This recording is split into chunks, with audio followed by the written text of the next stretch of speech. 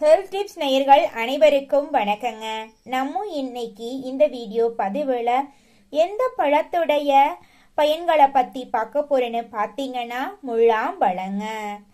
கர்பூஜா அப்படின்னு கூட நம்மளுடைய முலாம்பழத்தை சில பேர் சில ஊர்களில் சொல்லுவாங்க. நம்மளுடைய முலாம்பழம் உடல் உஷ்ணத்தை குறைக்க உதவுதுங்க. வெயில் காலத்துல நம்ம ரொம்ப தூரம் வெயில்ல போயிட்டு வந்தோன்னா ரொம்பவும் களைப்பா இருக்கும்.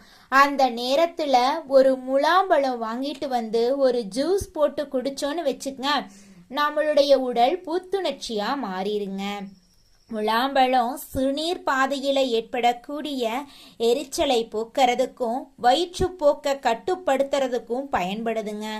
இதில் இருக்கக்கூடிய வைட்டமின் ஏ, வைட்டமின் சி, இரும்பு சத்து போன்ற ஊட்டச்சத்துக்கள் இதுல நிறைய இருக்குதுங்க.